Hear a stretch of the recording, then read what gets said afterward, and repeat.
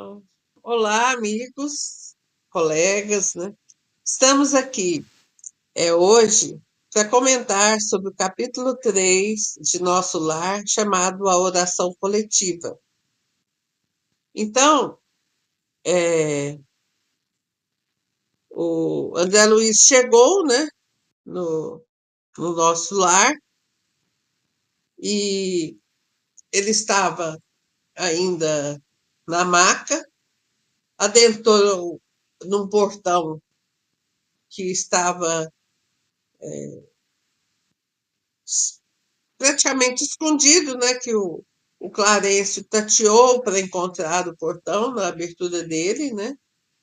E sempre que ele fala, todos os lugares tinham plantas, tinham flores. A hora que ele entrou no nosso lar, ele achou de uma claridade muito gostosa, né? Uma claridade muito boa, agradável de se ver, e tinham muitos jardins, tinha muitas construções bonitas, né? Tudo muito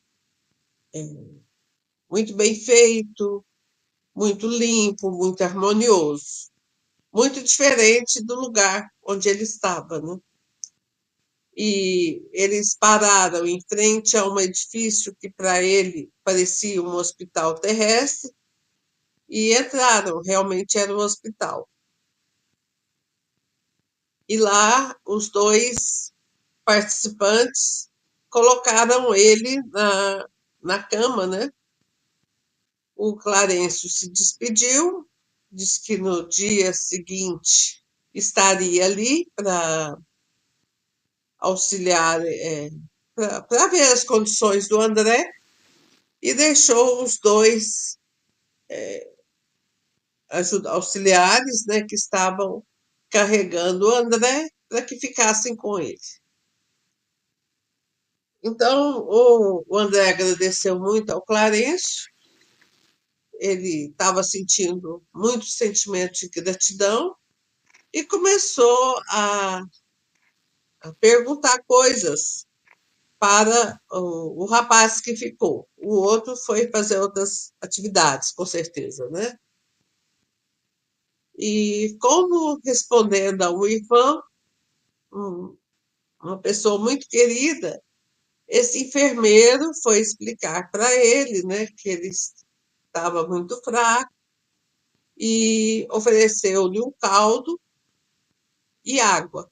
Ele achou o caldo muito nutritivo, não sabia de que era, mas realmente deixou ele se sentindo bem mais firme, mais forte. E a água também, ele sentiu como se fluidificasse dentro dele.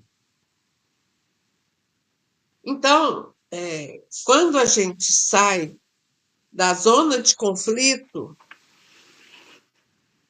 que às vezes a gente entra numa zona de perturbação tão grande que a gente acha que tudo está ruim. E daí, quando a gente começa a lembrar da presença de Deus, dos nossos amigos espirituais, de Jesus, por exemplo, eles, a presença deles nos traz um refrigério na alma, uma clareza mental. Então, se a gente estiver perturbado, o melhor remédio, não estou falando que a pessoa não precisa de um remédio, né? Porque às vezes a fraqueza é tão grande do espírito que atrapalha até o físico dela. Mas a grande sacada é a gente voltar os olhos para a espiritualidade do bem, né? E firmar o pensamento. Não é, Elza? Exatamente. E aqui a primeira coisa, boa tarde a todos os amigos. E aqui, assim, nos chama a atenção que a gente precisa estar mais conectado com Deus, né? Toda vez que a gente pensar em Deus ou falar em Deus, a gente está se conectando com a ajuda espiritual, né? E aqui mostra como o André foi absorvendo tudo isso de forma positiva, né? Ele só foi se sentindo revigorado, tendo energias, que ele estava num lugar muito triste, muito feio, que só sugava dele, né? Ali estava ao contrário, ele estava recebendo. Então, a natureza, as flores, né, o bom viver, bem viver, é super importante para a nossa alma, né? Não é só para os nossos olhos, não. E engraçado que ele achava que a luz solar era outro tipo, né? E não, era o mesmo sol que banhava a Terra. Só que ele levava uma vida tão atribulada, cheia de atribulações materiais, e ele não tinha tempo de olhar para o sol, nem de agradecer pelas benesses que o sol nos traz. E ali, como ele sofreu muito na escuridão, no lodo, ele teve como absorver, né, a imensa generosidade da luz solar e ficou maravilhado com essa luz. Quantas vezes a gente passa pela vida sem agradecer por nada, só se lamentando, sendo que tem os animais, os pets, né, nos, nos traz as melhores reações, nos faz voltar a sermos humanos, né, que muitas vezes a gente fica no automático, deixa de ser humano. As, as flores, né, mexem com a nossa sensibilidade. Sim. Então, às vezes, essa casa tá feia, tá horrorosa.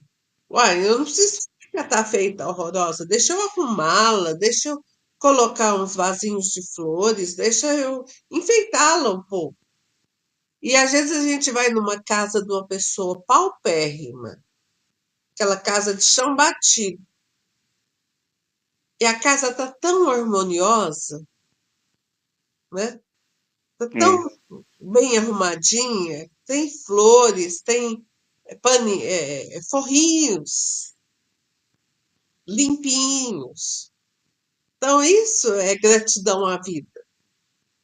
Não importa onde a gente está, a gente tem que fazer do nosso ambiente, do nosso que a gente vive, que a gente trabalha, o melhor ambiente possível, né, para a gente poder ver todas as benesses, todas não, que é impossível, mas a maioria, bem, boa parte das benesses que Deus nos proporciona. e o que eu achei interessante, que aqui já começa a descrever, é a tecnologia que existia lá, né, Delma? Na época que esse livro foi escrito, né, a gente não tinha noção de internet, não tinha Não, em noção. 1950 a gente não tinha nem televisão aqui no Brasil, Então, e né? aqui já está te mostrando que tinha conexões, né, com outros mundos na hora da oração. Usava-se tipo o data show que nós usamos hoje, né? Tinha, Uhum. tinha lá, e com certeza é mais evoluído que o que a gente tem hoje. E o que ele colocou? Processos adiantados de televisão, né?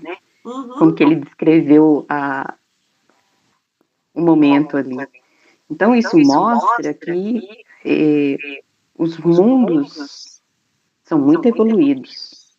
E nós estamos aqui para fazer parte dessa evolução. exato. Então, muitas vezes, eu já li isso em outros livros, os espíritos intuem as pessoas a criarem as coisas que tem lá. Por Sim, exemplo, jogos que viciam os adolescentes. As trevas têm departamentos de especialistas nisso. Eles desenvolvem lá e pela mediunidade do desenvolvedor de jogos encarnados, ele recebe as instruções para criar aquele jogo. Então, as coisas mais evoluídas, tanto do bem quanto do mal, é criado primeiro na espiritualidade e depois enviado aqui para a Terra. a gente acaba copiando, né? Até em termos de canções, de pinturas. Uhum. É, moda, né? Tudo. Teatro, cinema, são tudo situações que já ocorreram.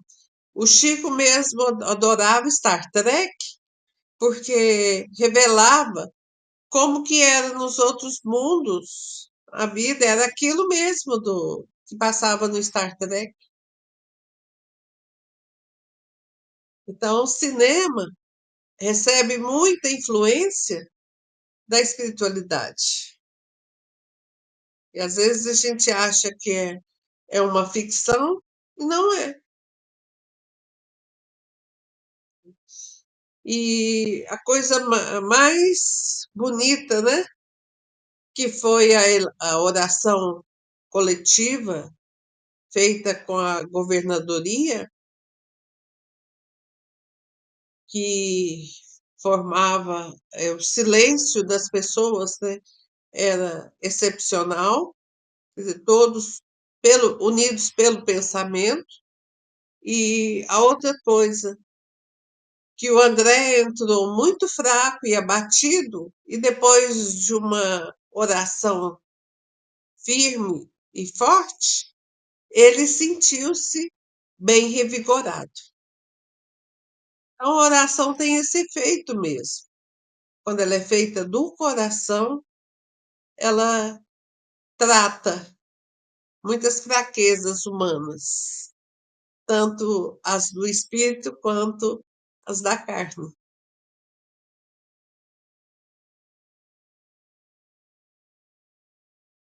É, Elza.